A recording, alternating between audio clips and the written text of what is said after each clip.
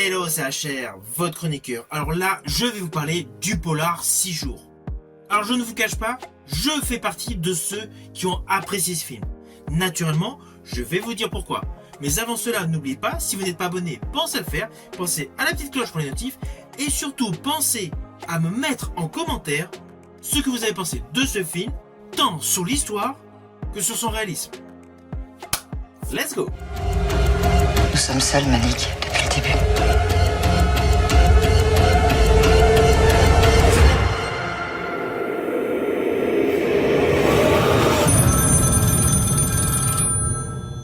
Alors tout d'abord, je tiens à vous préciser que ce film 6 jours de Juan Carlos Medina est en fait le remake d'un film coréen sorti en 2013, montage, réalisé par Jeong Geun-seop, qui avait été un véritable succès.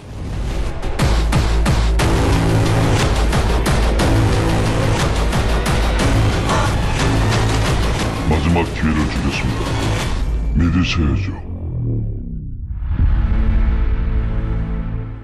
Cela n'empêche pas qu'il y a déjà eu un remake en 2016, Citroën, qui a été un échec.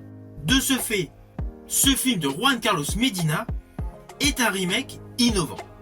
Et pour une fois, c'est un remake français. Alors l'histoire est la suivante.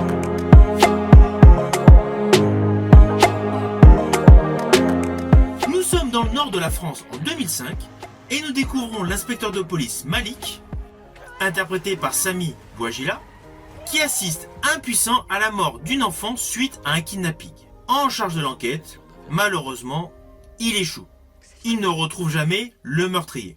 Des années plus tard, plus précisément 10 ans plus tard, sans le moindre élément nouveau et sans aucune trace concernant le criminel qui est toujours en fuite, l'affaire, naturellement, s'apprête à être classée définitivement.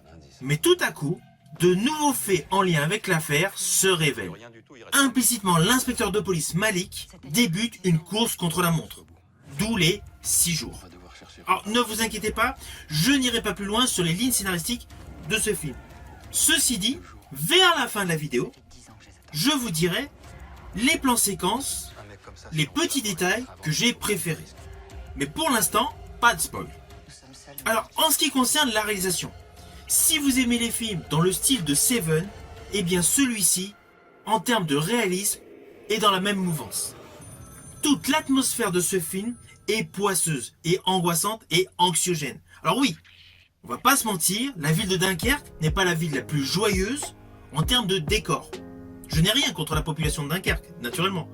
Mais Dunkerque de nuit, avec une ambiance très glacée, très froide, et une colorimétrie dominée par des teintes sombres, sépia ou bleu, forcément, on n'est pas dans l'euphorie.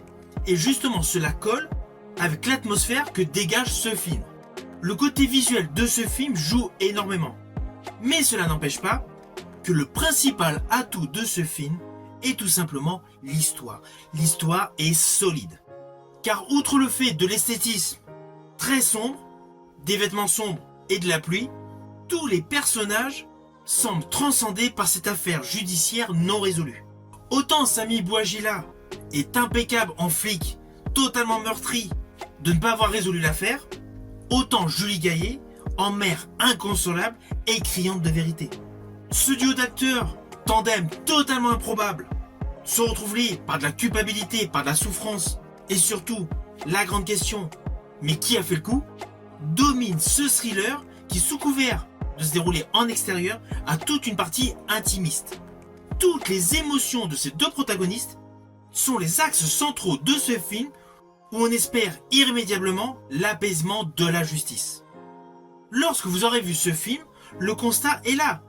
Ce duo d'acteurs joue à la perfection. Alors oui, souvent l'original est toujours le meilleur.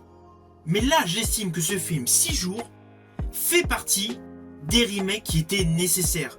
Surtout que l'ambiance donnée par Juan Carlos Medina sert complètement le film. Et il y a des différences.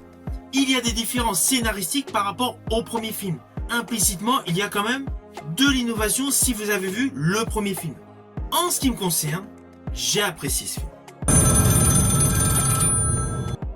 Alors attention à ce que je vais dire, cela s'apparente à des spoils, mais c'est essentiellement deux scènes que j'ai particulièrement aimées.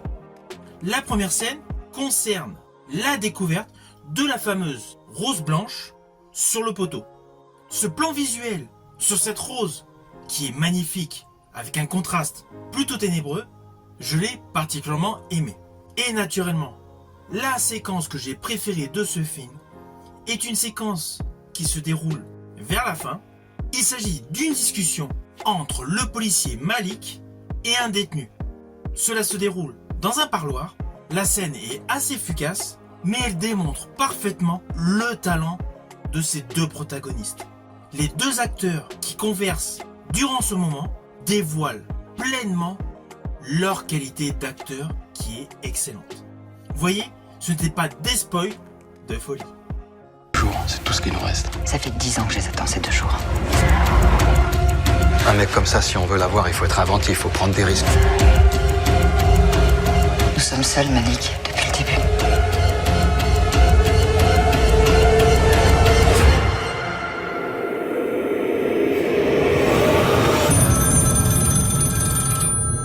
Alors au final, naturellement, c'est un film que je vous invite à découvrir. C'est un bon remake et j'estime une fois de plus que le cinéma français se porte bien. On a l'habitude de voir des remakes américains pas forcément réussis. Et bien là, il s'agit certes d'un remake d'un film coréen, mais ce remake français est bon et il mérite d'être vu. Il est actuellement au cinéma. Si ma vidéo vous a plu, n'oubliez pas petit pouce vers le haut, pensez au partage et surtout pensez à me mettre en commentaire tout simplement ce que vous avez pensé de ce film. Je vous dis à bientôt pour une prochaine vidéo.